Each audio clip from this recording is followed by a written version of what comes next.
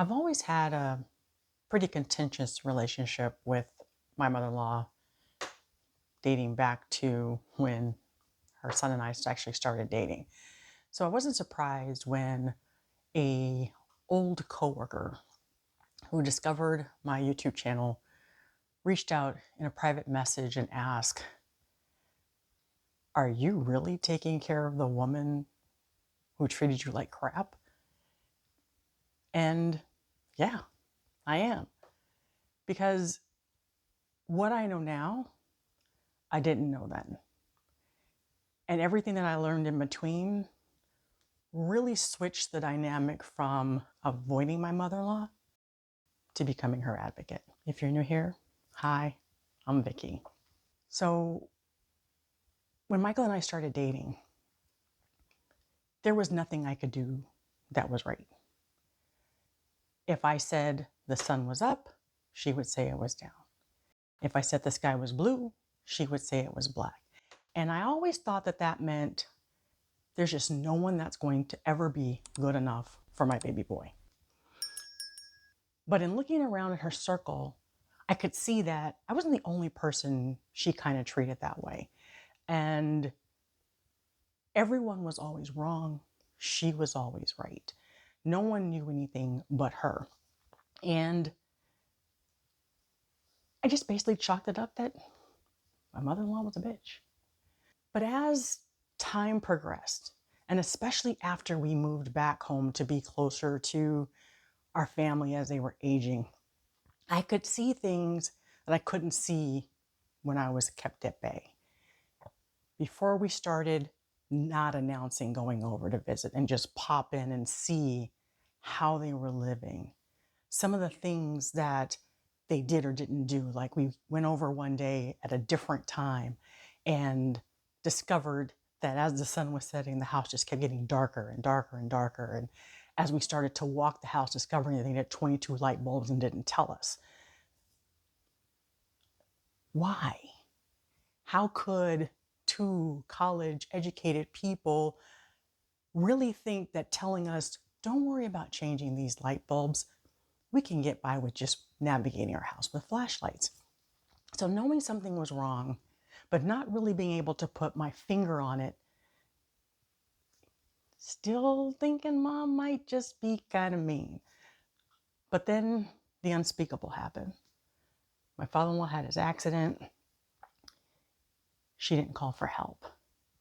And that sent the spidey senses up. Like, what the heck is going on here? She didn't call for help. She also didn't want us to get him help. She just wanted us to put him in a chair. So something just really, really, really wasn't right here. So as we're taking care of dad getting better and pushing for tests and consultations to figure out what's wrong with her, it finally clicked. She had undiagnosed dementia.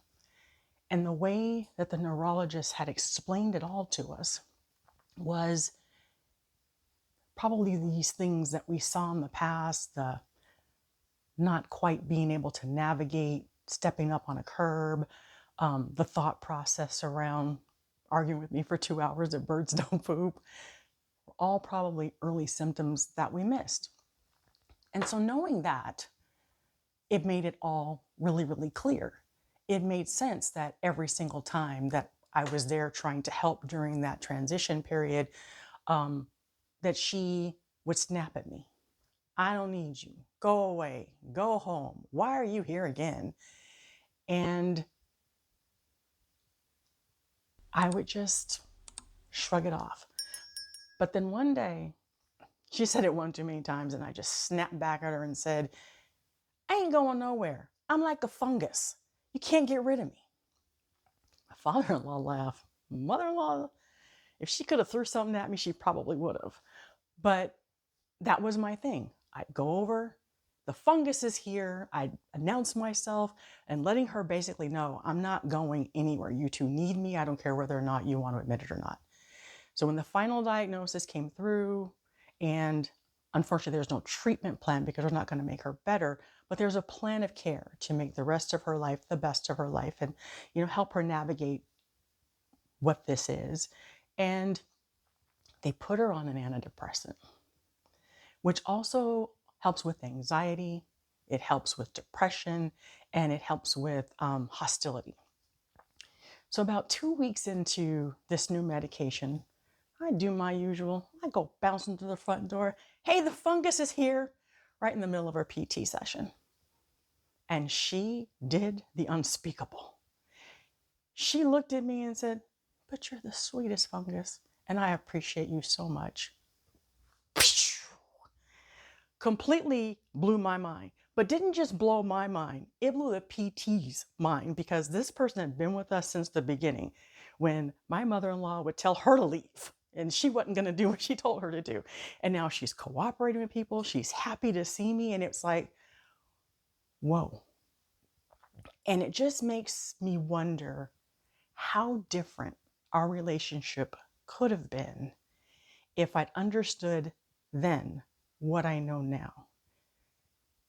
That maybe something isn't right, and not that mom is just an angry, evil witch. I know my story is different, and it may not be your story, but I ask you, if you're dealing with a family member who's a little evil, a little quirky, driving you crazy, demanding, try to look past that and try to figure out, is something causing that? Because while it's true, there are always going to be some people who are just evil, narcissistic, misogynistic crackpots. There's also going to be people who, deep down inside, is that loving person who's being held down by a disease that they probably don't even know they have. Thank you for watching. I'll see you in the next one.